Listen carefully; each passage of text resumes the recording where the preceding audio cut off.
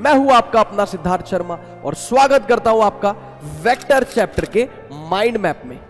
सबसे पहले माहौल बनाएंगे, कोई भी चीज शुरू करने से पहले माहौल बनाया जाता है। यस सर, तो अब बना रहे वेक्टर्स के लिए माहौल। तो हम यहाँ पे PQs लिख देते हैं। PQs यानी अरे आजकल तो शॉर्ट फॉर्म का जमाना ना भाई, लॉल, रॉफल, लमाओ और ना जाने क्या क्या, जेनजी। यस गुरुजी, C बराबर under root A² plus B² plus 2B cos θ। ये बहुत ज्यादा इंपॉर्टेंट फॉर्मूला है, बहुत काम आता है बेटा, बहुत काम का फॉर्मूला है। अब यहाँ पे कुछ आपके लिए बोनस पॉइंट्स है, याद रखेंगे तो बढ़िया रहेगा। डायरेक्ट इस पे सवाल बन सकता है। तो यहाँ पे आपको याद रखना है cos square alpha plus cos square beta plus cos square gamma 1 है। बिल्कुल डायरेक्ट पेपर में डायरेक्ट सवाल बन सकता है, याद रखें। करवाया जाता है, करवाया जाना चाहिए। अरे बच्चों कैसे है सब, क्या हाल समाचार है सबके और क्या बोल रहा है माहौल। मैं हूं आपका अपना सिद्धार्थ शर्मा और स्वागत करता हूं आपका वेक्टर चैप्टर के माइंड मैप में। बच्चों मैं आपसे एक बात कहना चाहूंगा, यूं ही नहीं कोई डॉक्टर कहलाता है, यूं ही नहीं कोई डॉक्टर कहलाता है, डॉक्टर बनने के लिए रोज क्लास में आया जाता है। जी हां, तो प्यारे बच्चों रेगुलरली अपनी क्लासेस अटेंड करते रहिए और जो भी चैप्टर्स आप पढ़ चुके हैं उनको ताबड़तोड़ तरीके से माइंड मैप सीरीज से रिवाइज करिए। जो भी माइंड मैप का शेड्यूल है वो कंपटीशन वाला चैनल पे ऑलरेडी बता दिया गया है कम्युनिटी पोस्ट पे कि Monday, Tuesday, Wednesday, Thursday, Friday, Saturday कौन कौन से सब्जेक्ट्स के माइंड मैप आपको मिलने वाले हैं। बात करूं फिजिक्स की तो शायद आपको पता होगा कि मंडे और वेंसडे हर वीक, मंडे और वेंसडे हर वीक आपको शाम 5 बजे फिजिक्स के ताबड़तोड़ टकाटक माइंड मैप्स मिल जाएंगे। तो बच्चों देर किस बात की, बांधी कमरिया पे साड़ी की आई, अब वेक्टर्स की बारी। चलो यार वेक्टर्स पे करते हैं आखिरी बार और ऐसा मस्त रिवीजन करते हैं माइंड मैप के साथ, ठीक है। अच्छा, लास्ट क्लास में मैंने आपको एक होमवर्क दिया था। हाँ सर, आपने एक ट्रिक सिखाई थी, वो ट्रिक बड़ी हेल्पफुल है क्योंकि यार वो स्कूल में जो हमने अंडर रूट निकालने वाली ट्रिक सीखी थी वो तो मुझे खुद को याद नहीं है, तो मैं भी खुद इसी ट्रिक का इस्तेमाल करता हूं। तो मैंने आपसे पूछा था बच्चों कि वो जो ट्रिक थी अंडर रूट निकालने वाली है ना, तो उससे रूट 32 का वैल्यू कितना आएगा। तो सबसे पहले गुरुजी आपने बतलाया था कि 32 के सबसे पास वाला परफेक्ट स्क्वायर ढूंढो। सर 25 ना ना ना 25 नहीं 36, इसके सबसे पास वाला परफेक्ट स्क्वायर तो 36 है। यस सर, तो हम इसको ऐसे लिख सकते 36 - 4। जी गुरुजी बिल्कुल लिख सकते, जी गुरुजी बिल्कुल लिख सकते इसको। अब 36 को मैंने क्या लिख दिया बच्चों, 36 को मैंने लिख दिया 6 का स्क्वायर, है ना। मैंने कहा था ये ट्रिक प्लस और माइनस दोनों के लिए काम करेगी। हाँ सर, तो यहां पे इसको थोड़ा ठीक से लिख देता हूं 6 स्क्वायर - 4। तो कितना हो गया था, अगर आपको याद हो तो p स्क्वायर प्लस x या माइनस, तो क्या था सर, ये था p प्लस, तो प्लस माइनस तो minus x divided by 2p। Yes sir, तो कितना हो गया p का स्क्वायर माइनस x, तो हो गया 6, यानी p माइनस है तो माइनस x, यहां पे x तो यहां पे भी x, तो यहां पे 4 डिवाइडेड बाय है ना 2p, तो 2 इंटू 6। यस सर, तो 4/2 कितना हो गया, ये 2 जा 4 हो गया बेटा, ये 2/6 कितना हो गया 1/3 हो गया। तो 6 - 2/6 कितना हो गया 2/6 हो गया 1/3। क्या आपको पता है 1/3 का वैल्यू, यस सर 0.33। तो 6 में से जब 0.33 चले गए तो हमको मिला बेटा, कितना मिला सर 5.67 अप्रोक्सीमेटली। ये आपको एग्जैक्ट वैल्यू नहीं देगा, हो सकता है आप कैलकुलेटर से निकालो तो इसके आसपास आए, तो बेटा अपन मतलब ह्यूमन कैलकुलेटर बन गए और ये ट्रिक से अपन ने अप्रोक्सीमेट वैल्यू निकाली, इतने से अपना काम चल जाएगा। तो ये रहा लास्ट क्लास के होमवर्क का सवाल। तो बस फिर आज वेक्टर शुरू करते हैं, आ जाओ बॉस। सबसे पहले माहौल बनाएंगे, कोई भी चीज शुरू करने से पहले माहौल बनाया जाता है। यस सर, तो अब बना रहे वेक्टर्स के लिए माहौल। तुरंत वेक्टर्स पर नहीं कूदेंगे, हम बात करेंगे फिजिकल क्वांटिटीज की। सबको पता है फिजिकल क्वांटिटीज क्या होती है। अच्छा, यूनिट, डायमेंशन, काइनेमेटिक सब आएगा लेकिन सिस्टमेटिक मैनर में, है ना। सबसे पहले बेसिक मैथ्स, फिर वेक्टर्स, फिर यूनिट्स एंड डायमेंशंस एरर वाला चैप्टर, फिर काइनेमेटिक्स 1D 2D, ऐसे करके अपन पूरी फिजिक्स का सुपड़ा साफ कर देंगे। फिजिकल क्वांटिटीज दो प्रकार की फिजिकल क्वांटिटीज हम नेक्स्ट चैप्टर यूनिट डायमेंशंस में भी देखेंगे। अभी फिलहाल बात करते हैं कि फिजिकल क्वांटिटीज को हमने, फिजिकल क्वांटिटीज होती क्या है, जो बेटा लॉज ऑफ फिजिक्स को और नेचर में हो रहे फिनोमिनास को डिफाइन करने के काम आती हैं और जिनको मेजर किया जा सके। इसकी डेफिनेशन मैं आपको लिखवाऊंगा अगले चैप्टर में, क्योंकि लौट के आएगी फिजिकल क्वांटिटीज। ठीक है, ठीक है सर, है ना, यूनिट डायमेंशन में। तो दो प्रकार की physical quantities, scalar physical quantities और वेक्टर फिजिकल क्वांटिटीज। देखो यार बार बार आलस आता ना बड़ा बड़ा फिजिकल क्वांटिटीज लिखने में, तो हम यहाँ पे PQs लिख देते हैं।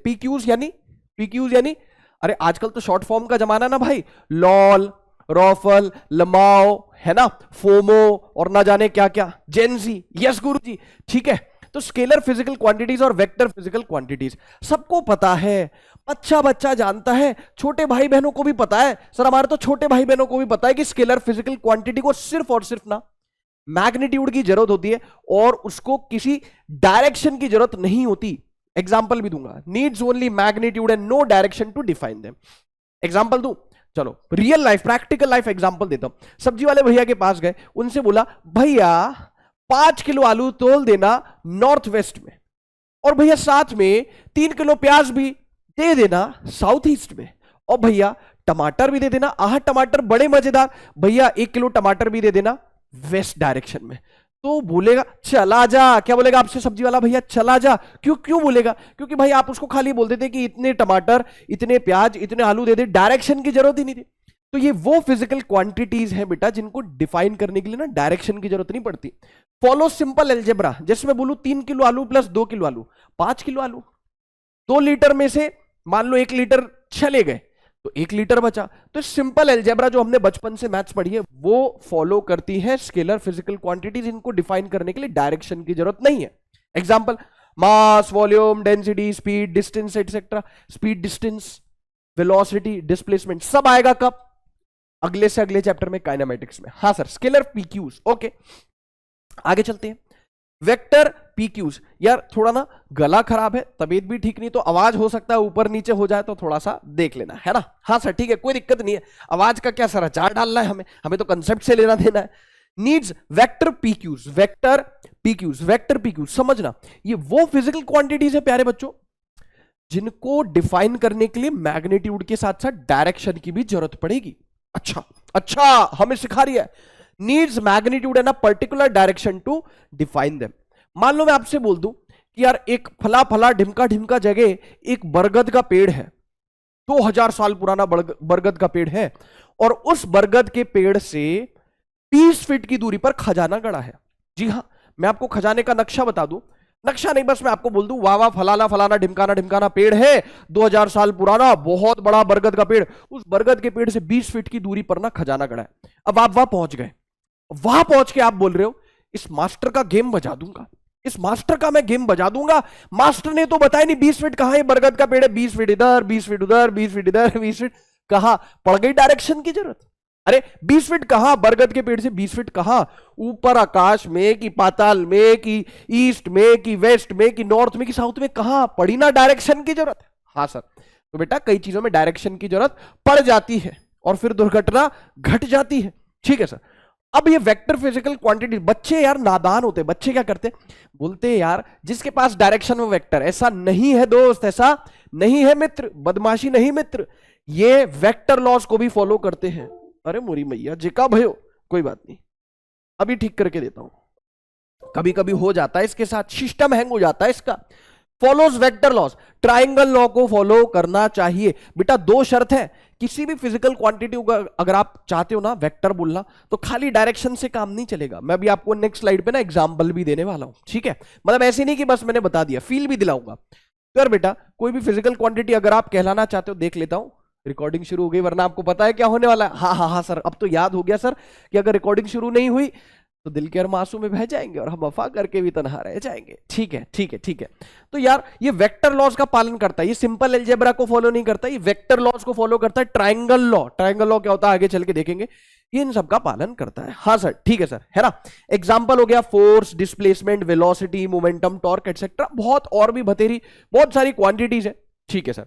अच्छा, तो कोई भी फिजिकल क्वांटिटी के पास डायरेक्शन है, दैट डजंट मीन कि वो एक वेक्टर है। अगर डायरेक्शन है तो वेक्टर हो भी सकता है और नहीं भी हो सकता। अगर आप चाहते हो कि डायरेक्शन है और उसको मतलब मैं एकदम डंके की चोट पे बोलूं कि वो वेक्टर है, तो बेटा उसको वेक्टर लॉज का पालन भी करना होगा। इसको एक बार नीचे भेज के देखते हैं। ठीक है, चल आजा। अब देखो आगे चलते हैं, नेक्स्ट स्लाइड पे क्या लिखा हुआ है, ये क्लियरली विजिबल है। हाँ सर विजिबल है।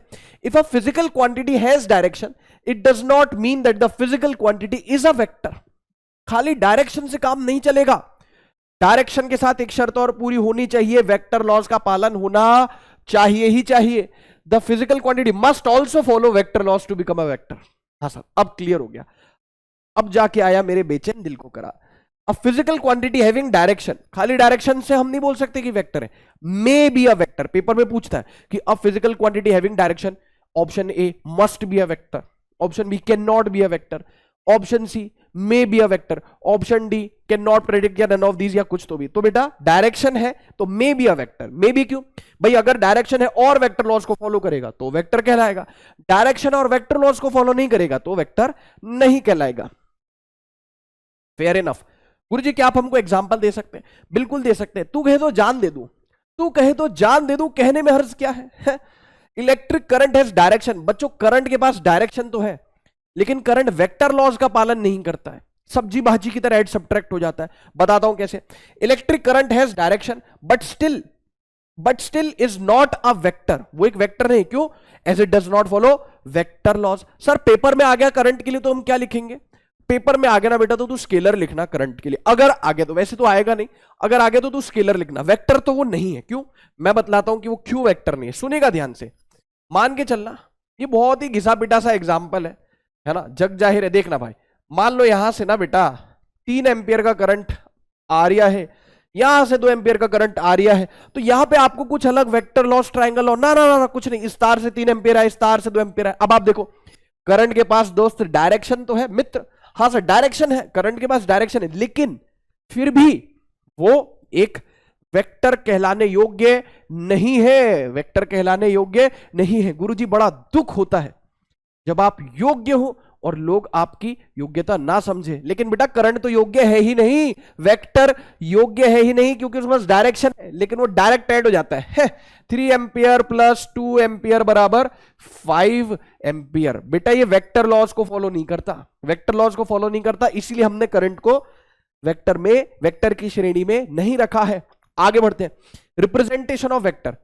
भाई जैसे यूनिफॉर्म देख के पता चल जाता है कि कौन डॉक्टर है, कौन आर्मी पर्सन है कौन, यूं कह लो कि कौन पुलिस है, मतलब है ना, तो यूनिफॉर्म देख के पता चल जाता है। हाँ सर, तो ऐसी कोई यूनिफॉर्म सर वेक्टर्स की भी है क्या, कि हम वेक्टर्स और स्केलर्स को डिस्टिंग्विश कर पाए? बिल्कुल है। Representation of vector, symbolic method, यह है सिंबॉलिक मेथड। वेक्टर के सर पे एरो लगा हुआ रहेगा, क्या लगा हुआ रहेगा?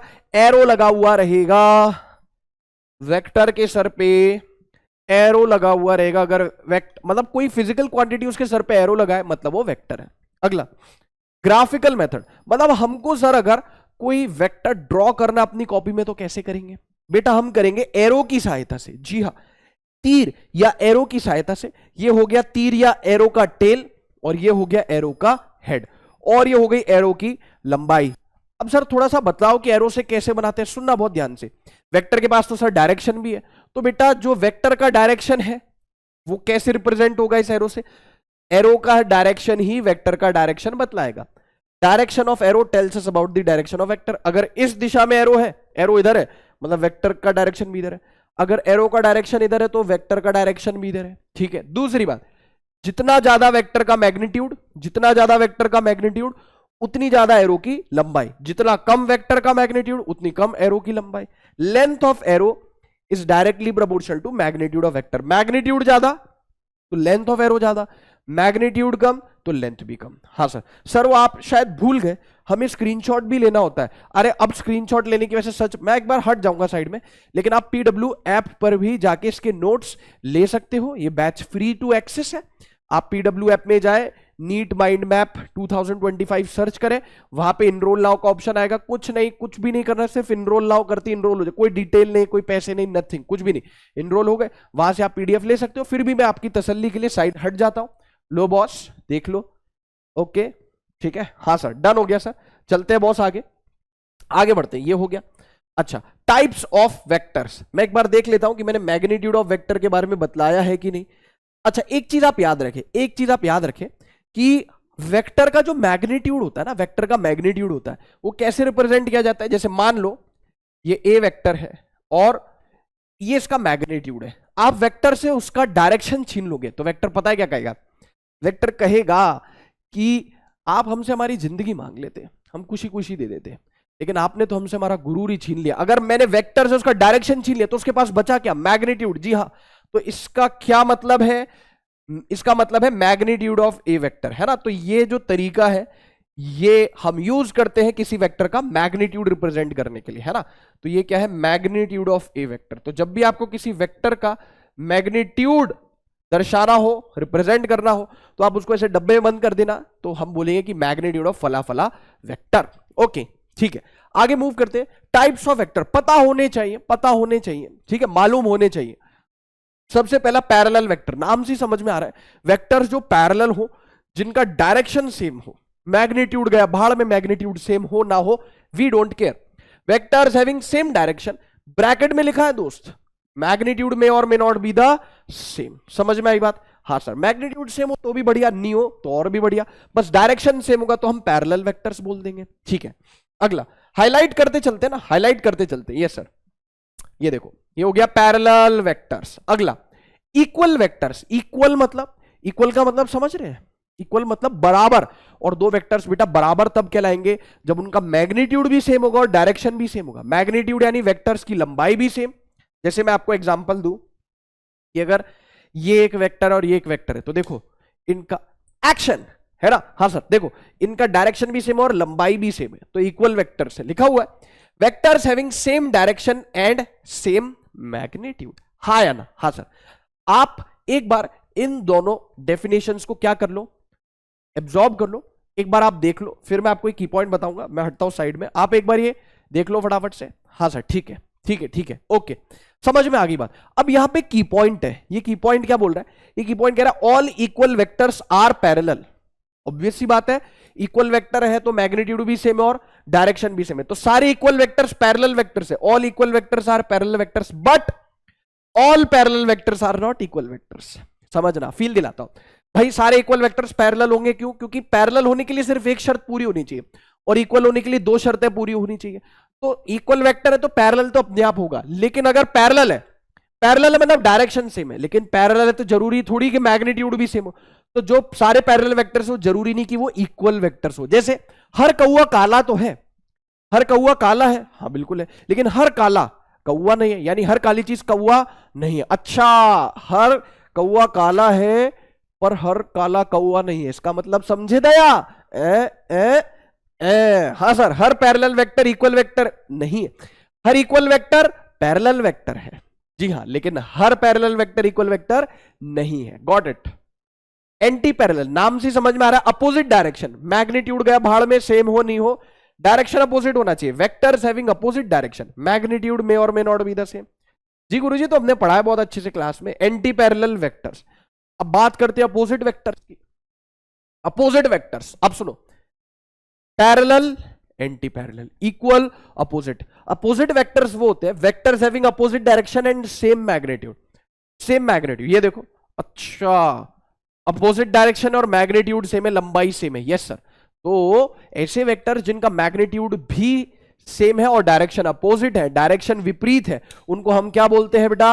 अपोजिट वेक्टर्स बोलते हैं। तो क्या हम कह सकते हैं सर कि हर अपोजिट वेक्टर एंटी पैरेलल है? हाँ, हर अपोजिट वेक्टर एंटी पैरेलल है। क्यों? एंटी पैरेलल के लिए तो एक ही शर्त पूरी होनी चाहिए कि भाई डायरेक्शन विपरीत होना चाहिए, लेकिन हर anti parallel vector opposite vector नहीं है। मतलब जैसा की पॉइंट हमने इन दोनों के लिए लिखा, वैसा ही की पॉइंट हम इन दोनों के लिए भी लिख सकते हैं, जायज है। जी सर। अगला perpendicular slash orthogonal vector. Perpendicular बोल लो, ऑर्थोगोनल, ऐसे वेक्टर्स जिनके बीच का एंगल 90 डिग्री है, परपेंडिकुलर वेक्टर्स कहलाते हैं। Yes sir, easiest vectors having 90 degree angle between them. Okay, अगला नल वेक्टर, जीरो वेक्टर। ये काम नहीं आते इतना नल वेक्टर, जीरो वेक्टर, पर पता होना चाहिए। ऐसा वेक्टर जिसका मैग्नीट्यूड जीरो है और कोई आर्बिट्रेरी या रैंडम उसका डायरेक्शन है, मैग्नीट्यूड कितना है? जीरो। मान लो ये दो वेक्टर्स हैं, ये मान लो 100 न्यूटन इधर, ये 100 न्यूटन इधर, तो इनका रिजल्टेंट कितना आएगा? कैंसल कैंसल कैंसल कैंसिल हो जाएगा। मान लो कोई मुझे इधर 100 न्यूटन से खींच रहा है, इधर 100 न्यूटन से खींच रहा है, मुझ में नेट फोर्स कितना है? जीरो। मुझ में नेट फोर्स कितना है? जीरो। तो मैं बोलूंगा रिजल्टेंट एक नल वेक्टर, एक जीरो वेक्टर। इसको कैसे रिप्रेजेंट करते हैं? बहुत ईजी है, बहुत ईजी है, जीरो वेक्टर, ऐसे नल वेक्टर या जीरो वेक्टर। ठीक है सर, मैं हट गया बेटा साइड में, आप इसको देख लो, फिर अपन चलते आगे। चलो बॉस, आगे चलते हैं। 6 प्रकार के वेक्टर्स यहां देख लिए, 5 और वेक्टर्स यहां देख लेते हैं, सुपड़ा साफ करते हैं। अगला है यूनिट वेक्टर। यार ये बहुत ज्यादा इंपॉर्टेंट है। जी हां, यूनिट वेक्टर बहुत ज्यादा इंपॉर्टेंट है। यूनिट मतलब ये वो वाली यूनिट नहीं है जो अपन यूनिट्स एंड डायमेंशंस में देखेंगे, जैसे मास की यूनिट किलोग्राम है ना, डेंसिटी की किलोग्राम पर मीटर क्यूब, स्पीड या वेलोसिटी की मीटर पर सेकंड। यूनिट का मतलब यहां पे है वन। एक ऐसा vector, a vector having magnitude unity या वन, एक मैग्नीट्यूड है उसका, जैसे 1 न्यूटन का फोर्स, 1 मीटर पर सेकंड की वेलोसिटी, आप समझ पा रहे हो, 1 न्यूटन मीटर का टॉर्क, ठीक है सर, समझ गए है ना। इन अ पर्टिकुलर डायरेक्शन, किसी भी दिशा में हो सकता है। एक सेकंड रुकिएगा, देखो जैसे मान लो ये 1 न्यूटन इसका मैग्नीट्यूड मैं लेता हूं, तो किसी भी डायरेक्शन में हो सकता है, in any particular direction. Magnitude 1 होना चाहिए। सर पे होता है कैप, अगर किसी वेक्टर के सर पे कैप है, अगर किसी वेक्टर के सर पे कैप है, ये कैप देख पा रहे हैं, यस सर, अगर किसी वेक्टर के सर पे कैप है तो yes we will call it as a unit vector, we will call it as a unit vector. तो ए कैप, किसी भी वेक्टर के सर पे कैप है उसको यूनिट वेक्टर बोलेंगे। कैसे हासिल होता है, किसी भी वेक्टर को आप उसके मैग्नीट्यूड से डिवाइड कर दीजिए तो you will be getting a unit vector. किसी भी वेक्टर को आप बस उसके मैग्नीट्यूड से डिवाइड कर दो तो आपको यूनिट वेक्टर मिल जाएगा। एक चीज और सुन लो, यस एक चीज और सुन लो कि यार x axis, y axis, z axis मान लो आपने ले लिया, एक्स वाई और जेड म्यूचुअली परपेंडिकुलर होते हैं। जी गुरुजी, एक्स वाई जेड आपस में म्यूचुअली परपेंडिकुलर होते हैं, एक्स वाई जेड, ऐसे आप देख लो। हाँ सर, ये हो गया एक्स, ये हो गया वाई, ये हो गया जेड। हाँ सर, तो याद रखेंगे बेटा कि एक्स डायरेक्शन में एक यूनिट वेक्टर को हम बोलते हैं आई कैप। हाँ सर, पता है तो बहुत अच्छी बात है, बाकी रिवीजन तो अपन कर ही रहे हैं, है ना। हाँ सर, वाई एक्सिस में, वाई डायरेक्शन में किसी यूनिट वेक्टर को हम बोलते हैं जे कैप, और जेड डायरेक्शन में किसी यूनिट वेक्टर को बोलते हैं के कैप। तो ये हो गया आई कैप, ये हो गया जे कैप, और ये हो गया के कैप। बोलो बात समझ में आई। हाँ सर, एक्स डायरेक्शन में unit vector is known as I cap, Y direction में unit vector is known as J cap, Z direction में unit vector is known as K cap. अच्छा, ऑब्वियसली कैप है यानी यूनिट वेक्टर है, तो मेरे प्यारे बच्चों, मेरे लाडले बच्चों, इनका मैग्नीट्यूड कितना आएगा, 1 आएगा। बस ये सिर्फ और सिर्फ डायरेक्शन के काम आते हैं, इनका मैग्नीट्यूड तो होता है 1। Yes sir, got it sir. Unit vector हो गया एक्सियल वेक्टर्स। बेटा एक्सियल वेक्टर्स वापस लौट के आएंगे सर्कुलर मोशन में, मोशन इन 2D में सर्कुलर मोशन पढ़ेंगे, वहां आएंगे एक्सियल वेक्टर्स। पहले तो आप इनकी डेफिनेशन देखो, vectors acting along axis of rotation. ये सेंस ऑफ रोटेशन बताते हैं, जैसे पंखा घूम रहा है, कोई चीज घूम रही तो हो गया एक्सिस ऑफ रोटेशन। यहां पे शॉर्ट में लिख देता हूं A dot O dot R, यानी एक्सिस ऑफ रोटेशन। तो इनकी जो दिशा होती है ना, किनकी, एक्सियल वेक्टर्स की, it is along the axis of rotation. और बेटा नीट 2022 में एक सवाल भी आया था, इन क्वांटिटीज को ध्यान से देख ले, angular displacement, angular velocity, angular acceleration, torque, angular momentum, ये सब एक्सियल वेक्टर्स है। ये सब क्या है, एक्सियल वेक्टर्स है। तो पेपर में एक सवाल आया था जहां तक एंगुलर मोमेंटम या टॉर्क के लिए पूछा था कि उसका डायरेक्शन क्या होता है। तो यार क्योंकि एक्सियल वेक्टर्स है तो इनका डायरेक्शन होता है अलोंग एक्सिस ऑफ रोटेशन। तो डायरेक्ट इसकी डेफिनेशन पे सवाल पूछ लिया था 2022 में, फ्री फंड के 4 नंबर अपनी जेब में। Vectors acting along axis of rotation, इनका डायरेक्शन क्या होता है, एक्सिस ऑफ रोटेशन के अलोंग। बाकी इनको डिटेल में पढ़ाया जाएगा सर्कुलर मोशन में और रोटेशनल में। ठीक है बॉस, हो गया। ये इनके एग्जांपल्स है एक्सियल वेक्टर्स के, पेपर में पूछ ले इनमें से कोई भी देखे कि इसका डायरेक्शन क्या है, तो यू विल से कि इसका डायरेक्शन है अलोंग एक्सिस ऑफ रोटेशन। आगे चलते हैं। कॉनकरेंट वेक्टर्स, ये इतना इंपॉर्टेंट नहीं है, बस एक बार डेफिनेशन देख लो तो कोई बुराई भी नहीं है। Vectors that pass through the same point से पास होने वाले वेक्टर्स को कॉनकरेंट वेक्टर्स बोलते हैं। कोप्लेनर वेक्टर्स, कोप्लेनर नाम से समझ में आ रहा है, कोप्लेनर यानी एक ही प्लेन में लाई करने वाले वेक्टर्स को कोप्लेनर वेक्टर्स बोलते हैं, vectors lying in the same plane. और कोलिनियर वेक्टर्स यानी एक लाइन के अलोंग लाई करने वाले वेक्टर्स को कोलिनियर बोलते हैं, vectors lying along the same line. Collinear vectors में बच्चों को वैसे तो इसकी जरूरत नहीं, बट स्टिल मैं एक बार बतला देता हूं, सेम लाइन के अलोंग होने चाहिए, चाहे मैग्नीट्यूड सेम हो, डायरेक्शन सेम हो, नहीं हो, कोई फर्क नहीं पड़ता, कुछ फर्क नहीं पड़ता, बस वो सेम लाइन के अलोंग होने चाहिए, है ना। समझ में आ पा रही बात। हाँ सर, सेम लाइन के अलोंग होने चाहिए। जैसे यहां पे हम बोल सकते हैं बेटा कि ए वेक्टर, वैसे इसकी जरूरत नहीं है, A vector, B vector, C vector, ठीक है। तो भाई जरूरी नहीं कि इनकी डायरेक्शन सेम हो, मैग्नीट्यूड सेम हो, नहीं, बस एक लाइन के अलोंग होंगे तो they will be known as collinear vectors. ये हमने टाइप्स ऑफ वेक्टर फिनिश कर ली। ये 3 इतने ऐसे कोई बहुत खास इंपॉर्टेंट नहीं है, बट मैंने आपको सारे टाइप्स के वेक्टर बतला दिए। मैं गया साइड में, पॉज करके एक बार देख लो और हम चलेंगे आगे। चलिए, ये भी हो गया, अब सुनो, एक बहुत इंपॉर्टेंट प्रॉपर्टी है वेक्टर्स की, बहुत ज्यादा काम आती है, स्पेशली तब जब हमको वेक्टर्स के बीच का एंगल देखना हो। एक वेक्टर भाई, अगर आप उसकी लेंथ से छेड़छाड़ नहीं कर रहे, अगर आप वेक्टर की लेंथ चेंज नहीं कर रहे, तो आप उसको उसके पैरेलली कहीं भी शिफ्ट कर दो। जैसे इधर देखो, ये एक वेक्टर है, आप इसको पूरे स्पेस में कहीं भी इसके पैरेलली शिफ्ट कर दो, कोई दिक्कत नहीं है। ऐसा करने से वेक्टर बदलेगा नहीं। तो लिखा है a vector can be slided और shifted parallel to itself anywhere in space. Example दूं? एग्जांपल ले लो, एग्जांपल ले लो। जैसे मान लो ये वेक्टर है, मान लो ये वेक्टर है, ये वेक्टर है, आप इसको पूरे स्पेस में कहीं भी इसके पैरेलली शिफ्ट कर सकते हो। देखो मैं क्या कर रहा हूं, क्या कर रहा हूं, कुछ नहीं गुरुजी, आप इसको इसके देखो डायरेक्शन नहीं चेंज हो रहा ना, पैरेलल क्यों? क्योंकि मैं इसका डायरेक्शन नहीं बदल रहा, डायरेक्शन वही है, तो मैं पूरे 3D स्पेस में इसको कहीं भी पैरेलली शिफ्ट कर सकता हूं। जी हां, vector will remain the same. ऐसा करने से वेक्टर में कोई बदलाव नहीं आने वाला है। If a vector is rotated, अब आप समझना, रोटेट कर दिया, वेक्टर को रोटेट कर दिया, तो भाई रोटेट करने से तो डायरेक्शन बदल जाएगा। हाँ, लेकिन पूरा स्टेटमेंट पढ़ो। If a vector is rotated by any angle other than 2n pi, अब ये 2n पाई क्या है बतलाता हूं, then the vector will change. मान लो आप किसी, पहले तो मोटा मोटी सुनो, मोटा मोटी मतलब ऊपर ऊपर से एक बात सुनो कि पता चले आप बोले कि सर हमको मोटा मोटी बोल रहे हैं। नहीं नहीं, मैं कह रहा हूं आप वेक्टर को रोटेट करोगे ना, तो उसका डायरेक्शन चेंज हो जाएगा, तो वेक्टर भी चेंज हो जाएगा। लेकिन अगर आप किसी वेक्टर को 2n पाई से रोटेट, 2n पाई का मतलब क्या हुआ, 2n पाई का मतलब समझो, कहां गया, ये रहा 2n पाई का मतलब समझो, n की वैल्यू ले लो 0 1, या चलो 0 हटा दो। 0 क्यों हटाया, क्योंकि मतलब रोटेट तो करना है ना, n की वैल्यू 0 ले ली तो एंगल भी 0 आ जाएगा। 1 2 3 4, तो इस n की वैल्यू 1 आ गई तो कितना हो गया 2 पाई, 2 आ गई तो हो गया 4 पाई, 3 आ गई तो 6 पाई, 4 आ गई तो 8 पाई। मतलब आप समझो 2 पाई मतलब एक चक्कर होता है। मान लो इस वेक्टर को मैं पूरा एक चक्कर लगवा दूं, मान लो मैं खुद एक वेक्टर हूं, मेरा डायरेक्शन ये, मैं खुद 2 पाई से घूम जाऊं एक चक्कर, तो भाई मैं वापस जहां से शुरू किया था वापस वहीं आ गया, मतलब इफेक्टिवली तो मैं रोटेट हुआ ही नहीं ना। 4 पाई मतलब 2 चक्कर, एक, हाँ सर, और 2, ये हो गया 4 पाई। बस करो भाई, चक्कर आ गए, ठीक है। हाँ सर, तो एक चक्कर घुमा दिया, 2 चक्कर घुमा दिए, 3 चक्कर घुमा दिए। गुरुजी चक्कर तो एक ही होना चाहिए, नहीं तो दिक्कत हो जाती है, आप समझ रहे हो? हाँ सर, ठीक है। तो मतलब एक पूरा कंप्लीट चक्कर या 2 कंप्लीट चक्कर या 3 कंप्लीट चक्कर या 4 कंप्लीट चक्कर घुमाने पे वेक्टर चेंज नहीं होगा। तो अगर आप, इसलिए 2n पाई लिखा है, तो अगर आप किसी वेक्टर को किसी एंगल से घुमाओगे अदर देन 2n पाई, तो वेक्टर चेंज हो जाएगा। 2n पाई के अलावा किसी भी एंगल से घुमाए वेक्टर बदल जाएगा, क्योंकि उसका डायरेक्शन चेंज हो जाएगा। यस सर, ठीक है।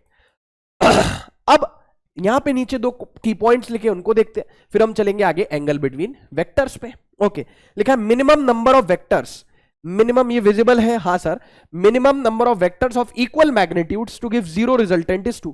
ये कह रहा है कि कम से कम मिनिमम नंबर ऑफ वेक्टर्स बताओ इक्वल मैग्नीट्यूड के, कि उनका रिजल्टेंट 0 हो जाए। तो मैंने कहा 2 ले लो, एक इस साइड एक इस साइड, मैग्नीट्यूड सेम ले सकते हो, तो ये दोनों एक दूसरे को क्या कर देंगे, कैंसल कैंसल कैंसल, तो कितने हो गए 2। Minimum number of vectors of equal magnitudes to give 0 resultant is 2। Yes sir. लेकिन अगर आपको बोला जाए, पेपर में पूछ सकता है स्टेटमेंट बेस्ड सवाल में, एजर्शन रीजन ट्रू फॉल्स, या फिर इज डैश, और यहां पे ऑप्शन दे दे 1 2 3 4 5, इस तरीके से। Minimum number of vectors of unequal magnitude, यहां पे ध्यान से देखो बेटा, सारा खेल है यहां पे इक्वल मैग्नीट्यूड तो 2, और यहां पे है of unequal magnitude. Minimum number of vectors of unequal magnitude to give 0 resultant is 3। अब आप बोलोगे 3 क्यों, एक इधर लगा दो एक इधर लगा दो, कैंसिल हो जाएंगे। बेटा ध्यान से देख, अब आप इनके मैग्नीट्यूड सेम नहीं ले सकते। यहां पे सेम थे तो 2 आया था, यहां पे आप इनके मैग्नीट्यूड सेम नहीं, मान लो एक फोर्स इधर हो गया, एक वेक्टर इधर हो गया, एक वेक्टर इधर हो गया, इसका मैग्नीट्यूड अलग, इसका मैग्नीट्यूड अलग। अब भाई ये इसको कट नहीं कर सकता, तो इसी डायरेक्शन में एक और वेक्टर मैंने लगा दिया, सो दैट इन दोनों को जब मैं ऐड करूंगा तो इन दोनों का मैग्नीट्यूड इसके बराबर आएगा और ये एक दूसरे को काट देंगे। हाँ, इसीलिए आंसर कितना आता है मुन्ना, 3 आता है। आप समझो, जैसे फॉर एग्जाम्पल कहां गया, यहां पे ऐसे देख लो, एग्जाम्पल के तौर पे ये ले लो, अभी फील आ जाएगी आपको एकदम, अभी ठीक करके देता हूं, एक इधर ऐसे और एक इधर ऐसे, ऐसे देख लो। जैसे मान लो 100 न्यूटन है, हाँ सर, अब आप 100 इधर नहीं ले सकते, आपने 70 ले लिया, 30 ले लिया, ओ अच्छा क्लियर हो गया। इधर 70 और 30 क्या हो गया, 70 30 100 हो गया, 100 ने 100 को कैंसिल कर दिया। तो अनइक्वल मैग्नीट्यूड्स के वेक्टर अगर आपको लेने ना जो एक दूसरे को कैंसिल करे मिनिमम, वो आएगा 3। ओके बॉस, तो ये की पॉइंट क्लियर है। हाँ सर, अब हम बात करते हैं बेटा एंगल बिटवीन वेक्टर्स की। आपको बस एक चीज याद रखनी है प्यारे बच्चों कि take small angle by joining two vectors in tail tail और हेड हेड अरेंजमेंट। व्हेनेवर, जब भी आपको दो वेक्टर्स के बीच के एंगल की बात करनी है तो आप सबसे पहले स्मॉल एंगल लोगे। कई बच्चे क्या करते हैं, बोले सर ये वाला एंगल ले ले, तो नहीं बेटा स्मॉल एंगल लेना है, ये वाला एंगल ले ले तो नहीं स्मॉल एंगल लेना है। और अरेंजमेंट कैसा होना चाहिए, या तो टेल से टेल जुड़ी हो, या तो हेड से हेड जुड़ा हो, और ना जुड़ा हो तो जोड़े टेल से टेल हेड से हेड, कैसे, वेक्टर को पैरेलल शिफ्ट करके। हाँ हाँ सर, ये हमने पढ़ा है पूरा क्लास में। तो take small angle by joining two vectors in tail tail और हेड हेड अरेंजमेंट। या तो जब भी आपको दो वेक्टर्स के बीच के एंगल की बात करनी हो तो या तो वो दोनों टेल से टेल जुड़े हो या हेड से हेड जुड़े हो। एंगल बिटवीन द वेक्टर्स को हम रिप्रेजेंट करते हैं थीटा से। आप इसको देख लीजिए, मैं हट रहा साइड में और हम चलेंगे आगे।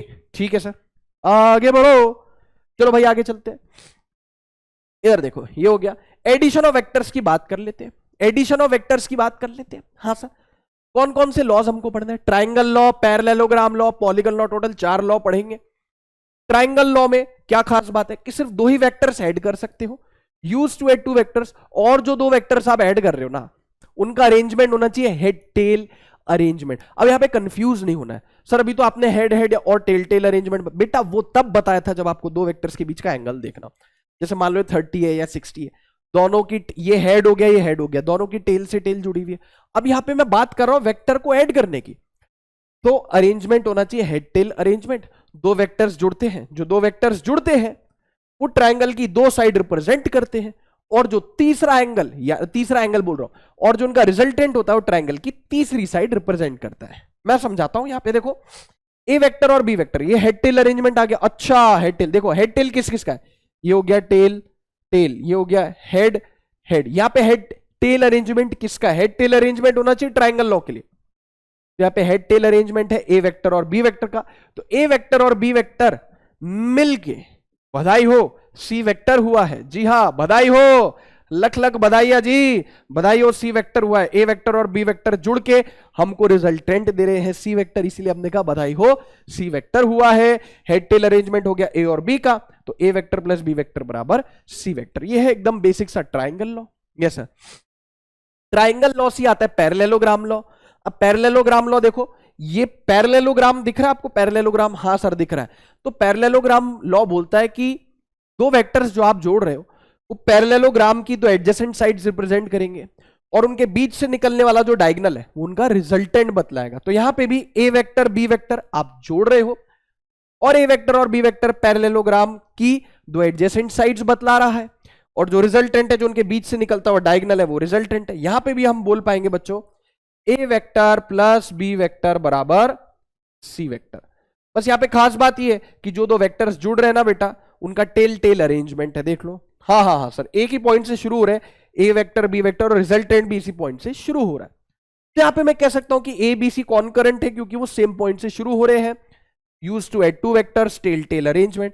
दिख गया ट्राइंगल लॉ, पैरेललोग्राम लॉ हो गया रिवाइज। हाँ सर, एक होता है पॉलीगन लॉ, यहां पे भी हम दो वेक्टर्स ऐड कर रहे हैं, यहां पे भी हम दो वेक्टर्स ऐड कर रहे हैं। तो यहां पे polygon law, use to add more than two vectors. कुछ नहीं करना, देखो मान लो A vector B vector C vector जोड़ना है ना, तो आप मान लो क्या जोड़ना चाह रहे हो, ए बी और सी, तो ए के टेल से सी का हेड जोड़ दो, तो रिजल्टेंट आ गया इनका। अच्छा हाँ, जैसे आप ए बी सी डी जोड़ना चाह रहे हो, A vector plus B vector plus C vector plus D vector, तो ए वेक्टर की टेल से डी वेक्टर का हेड जोड़ दो तो रिजल्टेंट आ गया। कैसे, देखो ए बी सी जोड़ रहे हो, हाँ सर, तो ए के टेल से सी का हेड जोड़ दो तो आपको रिजल्टेंट मिल गया। A plus B plus C बराबर D vector, A plus B plus C plus D बराबर ई वेक्टर। ये पॉलीगन लॉ हो गया। हाँ सर, ये भी इजी है, ओके देख लो इसको। चलते हैं फिर आगे। ठीक है सर, ये भी हो गया सर रिवाइज। अभी तक किसी भी वेक्टर लॉ में हमने रिजल्टेंट का मैग्नीट्यूड नहीं पाया, मतलब यहां पे मैथ्स के बारे में बात नहीं की गई कि भाई रिजल्टेंट आ रहा है, हम बोल रहे बधाई हो सी वेक्टर हुआ है, बधाई हो सी वेक्टर हुआ है। बधाई हो, डी वेक्टर या ई वेक्टर हुआ। तो हमने कभी भी रिजल्टेंट की मैग्नीट्यूड की बात नहीं करी। अब बेटा हम यहां पे रिजल्टेंट के मैग्नीट्यूड की भी बात करने वाले हैं, जिस वजह से इस मेथड का नाम है एनालिटिकल या मैथमेटिकल मेथड। आप समझना। अच्छा सर ठीक है, मतलब हम यहां पे थोड़ी गणित समझेंगे कि भाई दो वेक्टर्स हैं, उनके मैग्नीट्यूड दे रखे हैं, उनके बीच का एंगल दे रखा है, तो जो रिजल्टेंट है उसका कितना मैग्नीट्यूड आएगा। ठीक है, समझना। मान लो यहां पे एक वेक्टर है ए वेक्टर, एक वेक्टर है बी वेक्टर, आप इन दोनों को जोड़ के रिजल्टेंट बना रहे हो सी वेक्टर। तो हम सबसे पहले तो यहां पे लिख देते हैं कि बधाई हो सी वेक्टर हुआ है। सबसे पहले तो आपने घबराना नहीं है, A vector plus B vector बराबर सी वेक्टर। ठीक है, तो ए और बी का रिजल्टेंट है सी वेक्टर, ए और बी रिजल्टेंट दे रहे सी वेक्टर। ठीक है, ए और बी के बीच का एंगल कितना है, थीटा। अभी अल्फा क्या है इस पे बाद में बात करेंगे। ए वेक्टर और बी वेक्टर रिजल्टेंट दे रहे सी वेक्टर, ए वेक्टर और बी वेक्टर के बीच का एंगल हो गया थीटा। तो जो रिजल्टेंट है सी वेक्टर, उसका मैग्नीट्यूड कितना आया, रिजल्टेंट का मैग्नीट्यूड है under root of magnitude of A का square plus magnitude of B का square plus 2 times magnitude of A magnitude of B into cos theta. तो आप ऐसे याद रख लो कि जो रिजल्टेंट है उसका मैग्नीट्यूड बोल लो सी, तो C equals to under root A square plus B square plus 2ab cos theta. Okay boss, ठीक है, सी बराबर under root A square plus B square plus 2ab cos theta. ये बहुत ज्यादा इंपॉर्टेंट फॉर्मूला है, बहुत काम आता है बेटा, बहुत काम का फॉर्मूला है। ठीक है सर। अच्छा, tan अल्फा, अल्फा क्या है, अल्फा है रिजल्टेंट और ए वेक्टर के बीच का एंगल अल्फा, रिजल्टेंट और ए वेक्टर के बीच का एंगल अल्फा। tan अल्फा पता होना चाहिए, हो सकता है डायरेक्ट ही फॉर्मूला पूछ ले। tan अल्फा हो गया b sin theta bye a plus b cos theta, नहीं b का magnitude sin theta divided by a का मैग्नीट्यूड प्लस b का मैग्नीट्यूड cos थीटा। ये फॉर्मूला और ये फॉर्मूला भाई याद कर लो। सबसे इंपॉर्टेंट तो कह रही ऊपर वाला, नीचे वाला भी, मालिक जब इतना खर्चा हो ही गया है तो 2 चिप्स के पैकेट ले ही लेते हैं। हाँ सर चलिए आगे चलेंगे। अब सुनना बहुत ध्यान से, इफ थीटा इक्वल्स टू 0, यानी दो वेक्टर्स के बीच का एंगल थीटा 0 है, यानी दो वेक्टर्स कैसे हैं, पैरेलल हैं। कैसे हैं, पैरेलल है। थीटा 0 है तो पैरेलल, तो रिजल्टेंट का जो मैग्नीट्यूड है वो डायरेक्ट आप बतला सकते हो दोनों वेक्टर्स के मैग्नीट्यूड को डायरेक्टली ऐड करके। यानी यूं कह लो कि two vectors can be directly added only and only if they are acting in the same direction. अगर दो वेक्टर सेम डायरेक्शन में एक्ट कर रहे हैं तो आप रिजल्टेंट बोल सकते हो डायरेक्ट उनका मैग्नीट्यूड का सम। जैसे एक ही डायरेक्शन में, फॉर एग्जांपल यूं कह लो कि जैसे ये हो गया 10 न्यूटन, ये हो गया 5 न्यूटन। समझना बहुत इजी है, 10 न्यूटन 5 न्यूटन, तो रिजल्टेंट कितना हो गया, रिजल्टेंट हो गया 10 प्लस 5 15 न्यूटन। अच्छा, two vectors can be added directly अगर उनके बीच का एंगल 0 है। थीटा अगर 90 है, दो वेक्टर्स के बीच का एंगल 90 है, तो जो रिजल्टेंट का मैग्नीट्यूड होगा वो होगा under root A square plus B square. 180 degree, 180 degree यानी दो वेक्टर से अपोजिट, इसको टाइट कर देते हैं, दो वेक्टर से अपोजिट डायरेक्शन में, तो जो रिजल्टेंट है वो क्या होगा, two vectors can be subtracted directly if they are anti parallel और they are opposite in direction. Theta बराबर 180 मतलब अपोजिट डायरेक्शन, तो बड़ा माइनस छोटा कर देना। यहां मैं लिख देता हूं बड़ा माइनस छोटा, क्यों, क्योंकि भाई मैग्नीट्यूड कभी नेगेटिव नहीं आ सकता, आप समझना। तो बड़ा माइनस छोटा करेंगे, बड़ा माइनस छोटा। ओके बॉस, तो ये तो बहुत इजी है। हाँ सर, थीटा 90, थीटा 180, थीटा 0, बिल्कुल सर क्लियर है। अच्छा, जो रिजल्टेंट है ना, रिजल्टेंट का मैग्नीट्यूड है, उसकी एक रेंज होती है, उसकी एक औकात होती है मिनिमम से मैक्सिमम। मिनिमम वैल्यू कब आएगी रिजल्टेंट की, जब दोनों 180 डिग्री पे एक्ट करेंगे, तो रिजल्टेंट मिनिमम वैल्यू कितनी होगी, बड़ा माइनस छोटा। Yes sir. मैक्सिमम वैल्यू कब आएगी, जब दोनों के बीच का एंगल 0 है, तो बड़ा प्लस छोटा, या मतलब दोनों का मैग्नीट्यूड ऐड हो जाएगा। तो मैं यहां पे एक चीज और मेंशन कर देता हूं कि ये वैल्यू कैसी है बच्चों, मैक्सिमम वैल्यू। कैसी वैल्यू है, मैक्सिमम। और ये वैल्यू कैसी है बच्चों, मिनिमम है। हाँ सर ठीक है, तो मिनिमम रिजल्टेंट तब आएगा जब दो वेक्टर्स के बीच का एंगल 180 है। मैक्सिमम रिजल्टेंट तब आएगा जब दोनों वेक्टर्स के बीच का एंगल 0 है, दोनों सेम डायरेक्शन में। तो मिनिमम से लेकर के मैक्सिमम कुछ भी हो सकता है, मिनिमम मैक्सिमम लिख दिया मैंने, मैक्सिमम मिनिमम। ठीक है, एक की पॉइंट और याद रखें कि बेटा जो रिजल्टेंट होता है बहुत लालची होता है।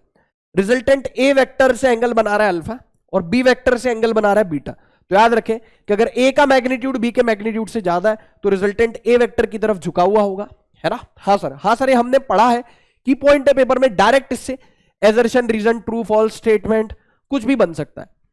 तो अगर ए का मैग्नीट्यूड बी के मैग्नीट्यूड से ज्यादा है तो रिजल्टेंट ए की तरफ ज्यादा झुका होगा, तो अल्फा बीटा से छोटा हो जाएगा। अगर ए का मैग्नीट्यूड बी के मैग्नीट्यूड से छोटा है, यानी बी का मैग्नीट्यूड बड़ा है, तो रिजल्टेंट बी की तरफ झुका हुआ होगा, यानी बीटा छोटा हो जाएगा, अल्फा बड़ा हो जाएगा। और सर अगर दोनों के मैग्नीट्यूड बराबर होगा इन दोनों के, तो रिजल्टेंट एकदम बीच में, अल्फा और बीटा बराबर। हाँ बॉस, ठीक है। तो सर ये पूरा एडिशन ऑफ वेक्टर सर हमारे दिमाग में अब छप चुका है। अब हमें एडिशन ऑफ वेक्टर्स में कोई शंका नहीं है। मिनिमम कब, मैक्सिमम कब, 90 डिग्री पर under root A square plus B square.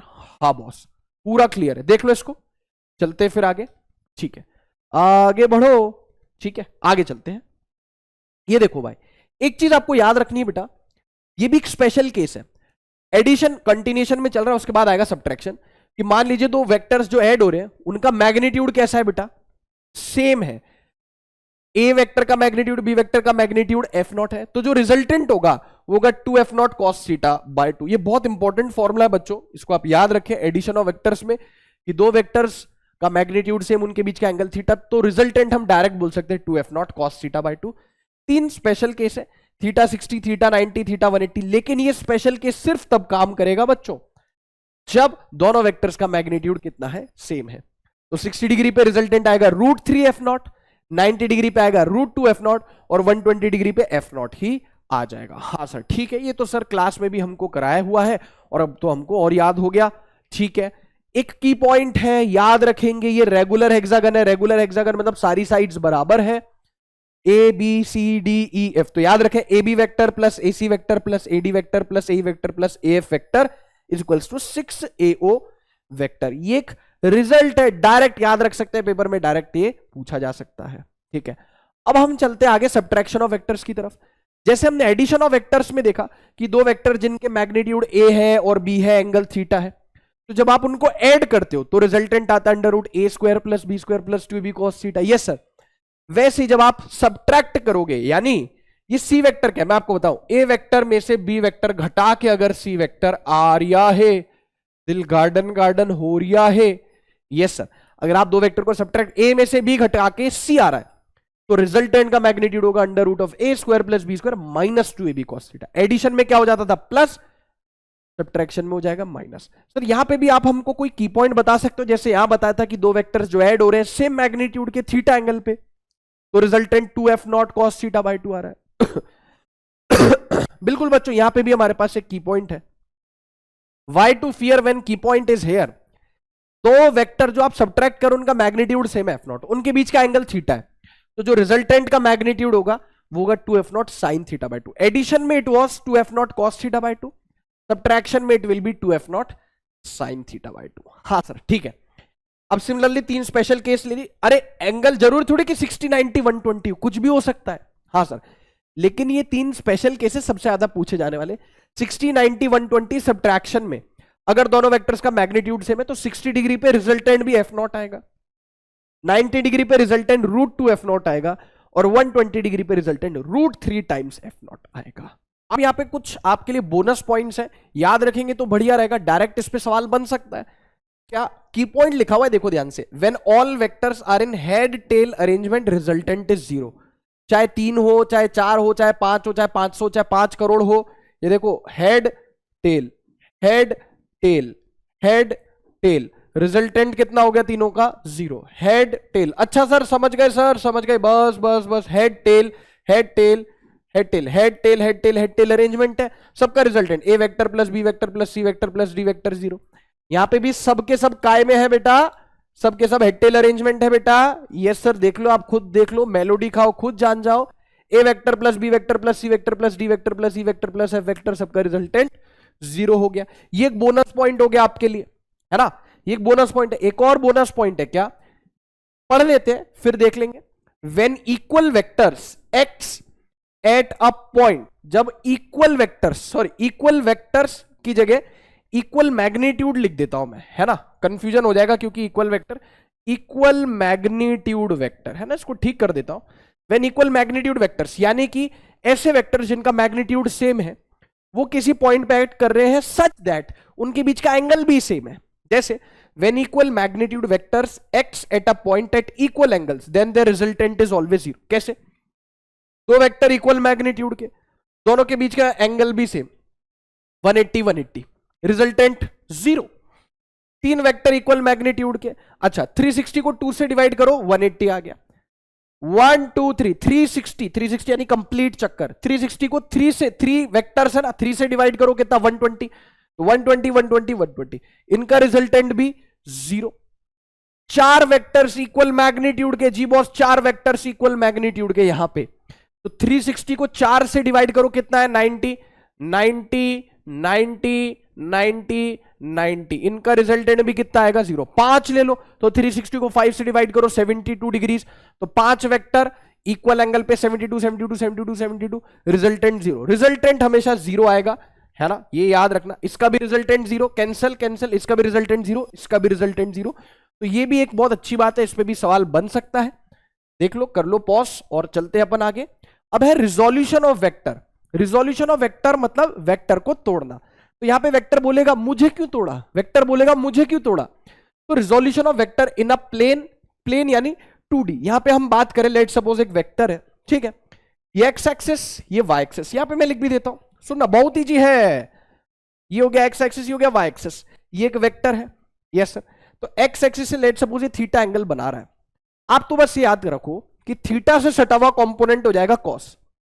ये ए वेक्टर है, इसका मैग्नीट्यूड लेट सपोज ए मान लेते हैं, थीटा से सटा हुआ है यानी थीटा से एडजेसेंट कंपोनेंट हो गया कॉस, तो दूसरा अपने आप हो गया साइन। तो एक्स कंपोनेंट कितना हो गया ए कॉस थीटा, वाई कंपोनेंट कितना हो गया ए साइन थीटा, ये भी ए साइन थीटा तो ये भी ए साइन थीटा। तो यहां पे हम ए वेक्टर को लिख सकते हैं ए कॉस आई कैप प्लस ए कॉस थीटा आई कैप प्लस ए साइन थीटा जे कैप। ये हो गया एक्स कंपोनेंट, यस सर, और ये हो गया वाई कंपोनेंट। तो आप लिख सकते हो ए वेक्टर बराबर x component I cap plus Y component J cap. बस एक चीज याद रखनी है, थीटा से सटा हुआ कंपोनेंट कॉस, तो दूसरा कंपोनेंट अपने आप साइन। हाँ सर, ए वेक्टर का मैग्नीट्यूड हो जाता है आई कैप के कोफिशिएंट का स्क्वायर प्लस जे कैप के कोफिशिएंट का स्क्वायर, ये मैग्नीट्यूड हो जाता है। और यहां से कोई अंधा भी छू के बता देगा कि टेन थीटा क्या होता है, परपेंडिकुलर अपॉन बेस। तो टेन थीटा हो गया y component divided by x component, y component by x component, tan theta हो गया y component by x component. हाँ सर, ये रिजोल्यूशन ऑफ वेक्टर हमने कर लिया रिवाइज, किसमें, प्लेन के अंदर, 2D में, बिल्कुल बॉस। 3D में, ये देखो 3D प्लेन है, देखो चलो मेरे साथ, जंगल कितना ब्यूटीफुल है, x y z, ये हो गया वेक्टर। अभी जो वेक्टर है ये 3D स्पेस में है, जैसे आपके कमरे में कोई वेक्टर हो, आपका कमरा 3D स्पेस है, तो जो वेक्टर है ये x एक्सिस के साथ अल्फा एंगल बना रहा है, y एक्सिस के साथ बीटा एंगल बना रहा है, z एक्सिस के साथ गामा एंगल बना रहा है, ठीक है। तो आपको देखना है कि ए वेक्टर को हम लिख सकते हैं एक्स कंपोनेंट आई के प्लस वाई कंपोनेंट जे के प्लस जेड कंपोनेंट के, बिल्कुल बॉस, टकाटक, कोई दिक्कत वाली बात नहीं है। ए वेक्टर का मैग्नीट्यूड हो गया, सिंपल मैग्नीट्यूड निकालना आना चाहिए, है ना। आई कैप के कोफिशिएंट का स्क्वायर प्लस जे कैप के कोफिशिएंट का स्क्वायर प्लस के कैप के कोफिशिएंट का स्क्वायर। कोफिशिएंट पॉजिटिव हो नेगेटिव हो वी डोंट केयर, क्योंकि स्क्वायर होने के बाद तो नेगेटिव भी पॉजिटिव बन जाता है। हाँ सर, स्क्वायर होने के बाद तो नेगेटिव भी पॉजिटिव बन जाता है। ये हो गया मैग्नीट्यूड। अब आपको सबसे पहले तो एक चीज याद रखनी, अल्फा क्या है, angle made by the vector with x axis, beta क्या है, angle made by the vector with y axis, gamma क्या है, angle made by the vector with z axis. तो यहां पे आपको याद रखना है cos square alpha plus cos square beta plus cos square gamma 1 है, ये पूछ सकता है, बिल्कुल डायरेक्ट पेपर में डायरेक्ट सवाल बन सकता है। याद रखें, क्लास में आपको डिराइव भी करवाया हुआ है, करवाया जाता है, करवाया जाना चाहिए। Cos square alpha plus cos square beta plus cos square gamma 1, sine square alpha plus sine square beta plus sine square gamma 2। Okay sir, है ना। हाँ सर, ठीक है।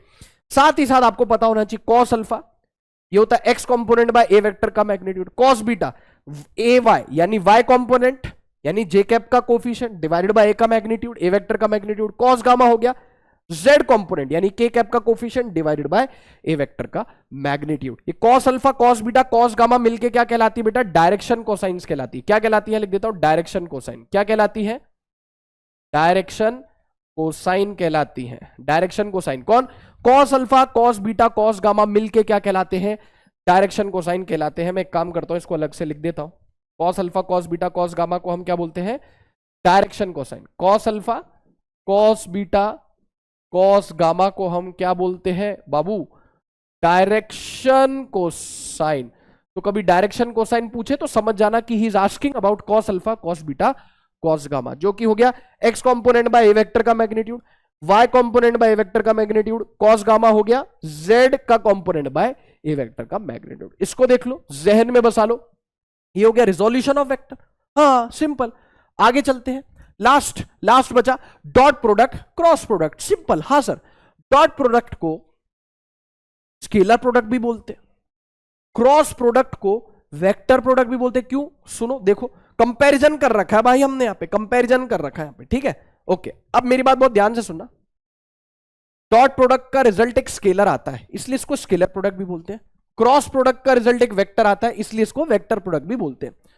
Dot product A dot B क्या होता है? ए का magnitude B का मैग्नीट्यूड कॉस थीटा। पहले यहां पे ये वाला पोर्शन देखते हैं डॉट प्रोडक्ट का।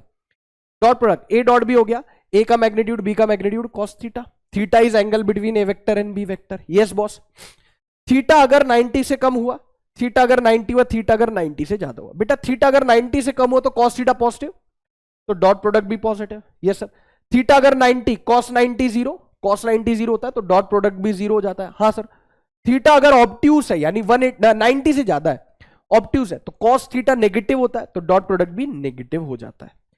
क्या मैं यहां पे ऐसा लिख सकता हूं मेरे प्यारे बच्चों कि कॉस थीटा क्या हो गया? ए का मैग्नीट्यूड और बी का मैग्नीट्यूड नीचे चला गया, तो कॉस थीटा आ गया A dot B divided by A का मैग्नीट्यूड बी का मैग्नीट्यूड। यहां से मैं इनके बीच का एंगल निकाल सकता हूं। अगर मैं ए डॉट बी निकाल लूं, ए का मैग्नीट्यूड बी के मैग्नीट्यूड से डिवाइड कर दूं, तो कॉस थीटा मिल जाएगा। हाँ सर। अब देखो आई dot J zero, J dot K zero, K dot I zero. ऐसा क्यों हुआ? क्योंकि बेटा आई जे परपेंडिकुलर है। आई जे के समझ गए? हाँ सर।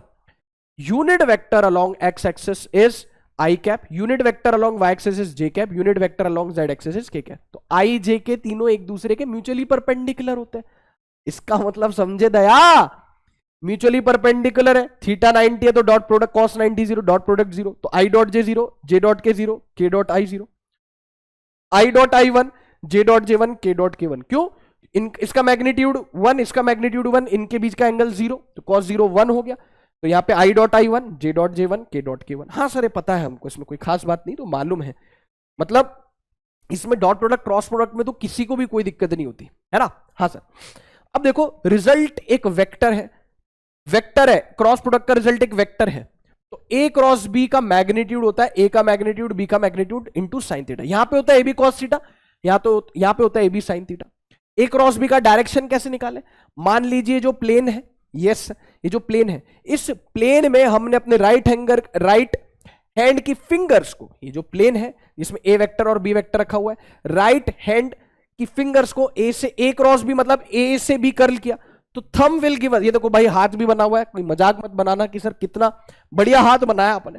तो thumb will give you the direction of A cross B. Yes sir. B cross से होता तो बी से ए कर्ल करते तो बी क्रॉस से नीचे आता। हाँ सर। तो सबसे पहले तो मैं यहाँ पे लिख दूं यार, अगर ये ए क्रॉस बी है तो बी क्रॉस से नीचे हो जाएगा। हाँ हाँ मालूम है सर, मालूम है। ए क्रॉस बी अगर ऊपर है तो बी क्रॉस, ए क्रॉस बी अगर ऊपर है तो बी क्रॉस से नीचे। तो ए क्रॉस बी और बी क्रॉस ए के बीच का एंगल कितना है बच्चों? 180 डिग्री। कितना है? ए क्रॉस बी और बी क्रॉस से अपोजिट है। हाँ सर बिल्कुल अपोजिट है। तो हम ऐसा लिख सकते हैं ए क्रॉस बी ऊपर बी क्रॉस से नीचे कि A cross B is negative of B cross A. Opposite direction में एंगल कितना हो गया इनके बीच का? 180 हो गया। ये पेपर में डायरेक्ट पूछ सकता है। अब देखो ए क्रॉस बी ए के भी परपेंडिकुलर है, ए क्रॉस बी बी के भी परपेंडिकुलर होगा। ए क्रॉस बी इस पूरे प्लेन के परपेंडिकुलर है जिसमें ए और बी लाए कर रहे हैं। ए वेक्टर प्लस बी वेक्टर भी इसी प्लेन में लाए करेगा, ए वेक्टर माइनस बी वेक्टर भी इसी प्लेन में लाए करेगा। तो ए क्रॉस बी जो है वो ए के भी परपेंडिकुलर, बी के भी परपेंडिकुलर, ए प्लस बी के भी परपेंडिकुलर, ए माइनस बी के भी परपेंडिकुलर, सबके परपेंडिकुलर। कौन?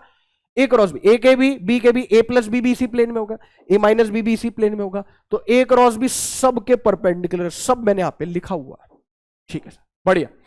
अब आपको एक चीज याद रखनी है कि अगर थीटा 0 हो गया, आप देखो थीटा साइन थीटा 0 हो गया, थीटा 0 हो गया तो साइन थीटा भी 0 हो गया, तो क्रॉस प्रोडक्ट भी 0 हो जाएगा। इसका मतलब एक सेकंड, ये देखो यहां पे दो वेक्टर्स अगर पैरेलल हो गए तो उनके बीच का एंगल 0 हो गया और साइन 0 हो जाता है 0, तो पैरेलल वेक्टर्स का क्रॉस प्रोडक्ट भी हो जाएगा 0। Yes sir. यहां पे कुछ चीजें मैंने क्रॉस प्रोडक्ट के लिए लिखी है ना, ये सिर्फ और सिर्फ क्रॉस प्रोडक्ट, ये कंपैरिजन नहीं, ये यहां पे मैं लिख देता हूं क्रॉस प्रोडक्ट के लिए। वहां पे थोड़ी सी जगह कम पड़ गई थी, लेकिन सर जगह तो दिल में होती है। Cross product, cross product parallel vectors का क्रॉस प्रोडक्ट 0 होता है। आई क्रॉस आई 0, जे क्रॉस जे 0, के क्रॉस के 0। हाँ सर ये पता है।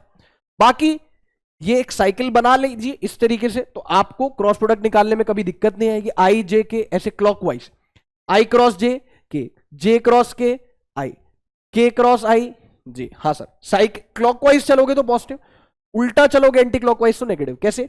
जे क्रॉस आई माइनस के, यस सर। के क्रॉस जे, देखो उल्टा चल रहे हो, के क्रॉस जे माइनस आई, हाँ सर। और आई क्रॉस के उल्टा चल रहे हो तो माइनस है, हाँ सर। ये सब कुछ हमें क्लास में बताया गया है बढ़िया तरीके से, यस सर। ये क्रॉस प्रोडक्ट का है ना, कंपेयर नहीं किया डॉट और क्रॉस, ये पूरा क्रॉस प्रोडक्ट का है, ये देख लीजिए। हाँ सर बिल्कुल, हम चलते हैं आगे। ओके सर, अब देखो भाई, यहां पे डॉट है, यहां पे क्रॉस है ना। तो पहला स्लाइड देख लिया कंपैरिजन का। अब डॉट प्रोडक्ट क्या होता है? कम्यूटेटिव होता है, मतलब उल्टा। कम्यूटेटिव का मतलब होता है बेटा उल्टा सीधा एक समान, यानी ए डॉट बी और बी डॉट ए एक ही बात है, ए डॉट बी और बी डॉट ए एक ही बात है, ठीक है ना। इट इज डिस्ट्रीब्यूटिव, यानी कि आप इसको ब्रैकेट को खोल के डॉट प्रोडक्ट को डिस्ट्रीब्यूट कर सकते हो। कैसे? A dot B, A vector dot B vector plus C vector, तो ये डॉट प्रोडक्ट, ये ब्रैकेट खुल जाएगा A dot B plus A dot C, तो डॉट प्रोडक्ट हो गया डिस्ट्रीब्यूटिव। बिल्कुल सर, याद रखना, वैसे आज तक इसने पूछा नहीं है पर पता होना चाहिए। Projection of A vector on B vector, ये होता है ए वेक्टर का magnitude cos theta is equals to A dot B divided by B का मैग्नीट्यूड, और projection of B vector on A vector होता है बी कॉस थीटा। ये सब पढ़ाया जाता है क्लास में, आज तक इस पे सवाल नहीं है, लेकिन हो सकता है आपके टेस्ट में सवाल आ जाए, है ना, सही बात है। तो projection of A vector on B vector होता है ए मैग्नीट्यूड कॉस थीटा। ये कैसे आया? देखो ए डॉट बी और बी का मैग्नीट्यूड इधर ले आए नीचे, बी कॉस थीटा कैसे आया? ए का मैग्नीट्यूड नीचे ले आए। ये दो फॉर्मूले मालूम होने चाहिए। इसी के साथ देखें लास्ट स्लाइड पे तो कुछ नहीं है, नहीं कुछ भी नहीं, डॉट प्रोडक्ट हो गया फिनिश। क्रॉस प्रोडक्ट की बात करें, जैसे डॉट प्रोडक्ट उल्टा सीधा एक समान होता है, ए डॉट बी बराबर बी डॉट ए, लेकिन क्रॉस प्रोडक्ट उल्टा सीधा एक समान नहीं होता, ये नॉन कम्यूटेटिव है। नॉन कम्यूटेटिव मतलब ए क्रॉस बी और बी क्रॉस ए बराबर नहीं, क्यों? क्योंकि ए क्रॉस बी अगर ऊपर है तो बी क्रॉस ए नीचे, हाँ मेरी जान, अपोजिट डायरेक्शन में, तो हम लिखेंगे A cross B is not equals to B cross A, लेकिन दोनों का मैग्नीट्यूड बराबर है, चाहे ए क्रॉस बी लो चाहे बी क्रॉस ए लो, दोनों का मैग्नीट्यूड बराबर है, हाँ सर। लेकिन दोनों इक्वल नहीं, दोनों का मैग्नीट्यूड इक्वल है। डायरेक्शन कैसा है? Opposite 180 degree, yes sir. Distributive है ये, डॉट प्रोडक्ट जैसा ही ये भी डिस्ट्रीब्यूटिव है। कौन? डॉट प्रोडक्ट जैसा ही ये डिस्ट्रीब्यूटिव है। कौन? Cross product. A vector cross B vector plus C vector, A cross B plus A cross C. Okay sir, ठीक है। अब आपको एक बात याद रखनी है कि मान लो ए वेक्टर आपको ऐसा वेक्टोरियल फॉर्म में दे रखा हो, ए एक्स आई कैप प्लस ए वाई जे कैप प्लस ए जेड के कैप, और बी वेक्टर आपको दे रखा हो बी एक्स आई कैप प्लस बी वाई जे कैप प्लस बी जेड के कैप, हाँ सर। तो इस डिटर्मिनेंट मेथड से, डब्बा मेथड से हम ए क्रॉस बी निकाल सकते हैं। ए क्रॉस बी का मैग्नीट्यूड, ए क्रॉस बी आपको अगर निकालना है, यहां पे मैग्नीट्यूड नहीं आएगा, यहां पे मैग्नीट्यूड नहीं आएगा, ए क्रॉस बी पूरा आपके पास आ जाएगा आई कैप जे कैप के फॉर्म में। कितना डब्बा बनाया आई जे के, ए क्रॉस बी करना है तो पहले ए के कोफिशिएंट भर दो, A x A Y A z, फिर बी के कोफिशिएंट भर दो, B x B Y B z. तो यहां पे हमको हासिल हो जाएगा ए क्रॉस बी। क्या हासिल हो जाएगा? ए क्रॉस बी। सर अगर बी क्रॉस ए होता तो पहले हम बी के कोफिशिएंट भरते इस डब्बे में, B x B Y B Z, A x A Y A Z, हाँ सर बिल्कुल सर।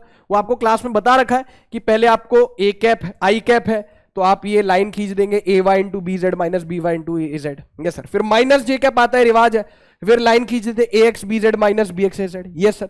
फिर प्लस के कैप, तो यहां लाइन खींच देते हैं, तो A X into B Y minus B X into A Y, बिल्कुल सर। एक चीज और, एक की पॉइंट और पेपर में पूछ सकता है कि अगर आपको ट्राइंगल की दो एडजेसेंट साइड्स दी हो ए वेक्टर और बी वेक्टर, और आपको एरिया ऑफ ट्राइंगल निकालना हो, तो हो जाएगा ए क्रॉस बी का मैग्नीट्यूड इंटू हाफ। अगर आपको पैरेललोग्राम में दो साइड्स दी हो ए वेक्टर और बी वेक्टर, पैरेललोग्राम की दो एडजेसेंट साइड्स दी हो ए वेक्टर और बी वेक्टर, और आपको पैरेललोग्राम का एरिया निकालना हो, तो हो जाएगा साइड अगर दी हो ए वेक्टर और बी वेक्टर, अगर साइड्स है पैरेललोग्राम की, तो एरिया हो जाएगा ए क्रॉस बी का मैग्नीट्यूड। अगर ए और बी डायगोनल है, ये देखो डायगोनल है, ए और बी डायगोनल है किसके? पैरेललोग्राम के, तो एरिया ऑफ पैरेललोग्राम हो जाएगा ए क्रॉस बी का मैग्नीट्यूड इनटू हाफ। हाँ सर बिल्कुल सर, क्लियर है, क्लास में ही बताया, पूरा हो गया यहाँ पे रिवाइज। अच्छा एक काम करते हैं, क्रॉस प्रोडक्ट का ये वाला जो स्लाइड है लास्ट में रख देते हैं ताकि कोई कंफ्यूजन हो, ये पूरा स्लाइड क्रॉस प्रोडक्ट का है। इसी के साथ हमारा डॉट प्रोडक्ट और क्रॉस प्रोडक्ट भी हो गया बच्चों फिनिश। बहुत बढ़िया, बहुत अच्छे, वाह वाह, तो यार गुरुजी यहां हमारा खत्म होता है वेक्टर का माइंड मैप। तो अगर आपने वेक्टर चैप्टर पढ़ा हुआ है बढ़िया से क्लास में, तो इस माइंड मैप से 1 घंटे से कम के अंदर आपका पूरा वेक्टर्स हो जाएगा रिवाइज। आशा करता हूं कि ये माइंड मैप भी आपकी उसी तरह मदद करेगा जिस तरह बेसिक मैथ्स के माइंड मैप ने आपकी हेल्प करी। चलिए बच्चों, मिलेंगे next week units and dimensions के माइंड मैप के साथ। तब तक स्वस्थ रहिए, व्यस्त रहिए, मस्त रहिए। मिलते हैं अगले वीक। थैंक यू बच्चों।